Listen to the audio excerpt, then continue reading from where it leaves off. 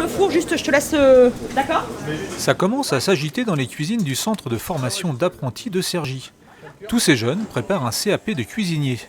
Mais à la différence des apprentis classiques, ils se forment en une année au lieu de deux, car ils sont déjà diplômés. Titulaires d'un bac ou d'un diplôme universitaire, ils sont en reconversion professionnelle. Il y avait un ébéniste, je crois. L'année dernière, on en avait un dans l'horticulture. Enfin bon, tous les horizons sont... voilà. Et c'est ce mix, en fait, qui fait qu'ils sont très, très soudés entre eux. On retrouve ça, bon, plus mature, mais donc plus soudés, pourtant de milieux complètement différents. Hein.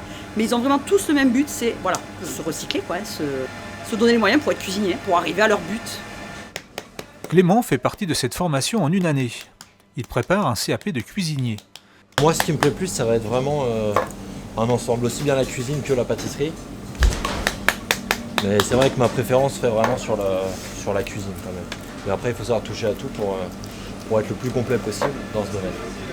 Titulaire d'un BTS commercial, il vendait des maisons avant de se reconvertir dans la cuisine. À 25 ans, il veut ouvrir un food truck. Ce CAP de cuisinier est un passage obligatoire pour lui. Le fait de passer le CAP, ça va m'aider dans le sens où je vais acquérir vraiment les bases de la cuisine.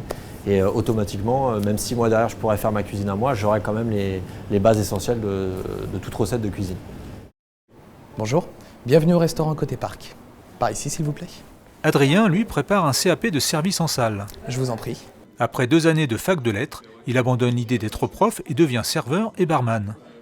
Pour parfaire sa formation, il vient d'être accepté chez Ferrandi, une école française réputée de gastronomie. Pour intégrer cette école, il a besoin de ce CAP. Pour moi, le CAP restauration, c'est qu'une étape.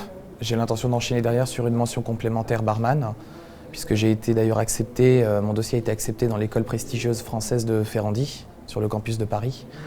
Parce que je compte devenir barman, prendre possession d'un bar, peut-être un jour monter mon propre établissement, qui sait, et miser vraiment sur la création de cocktails, miser sur la création originale.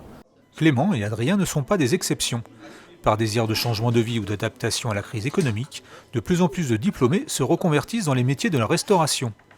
Face à cette demande croissante, ces CAP en un an ont été mis en place.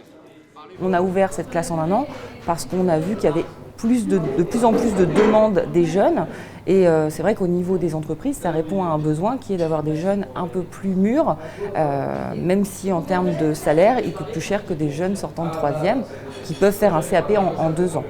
Bonne nouvelle pour tous ces jeunes en reconversion, le secteur n'est pas en crise.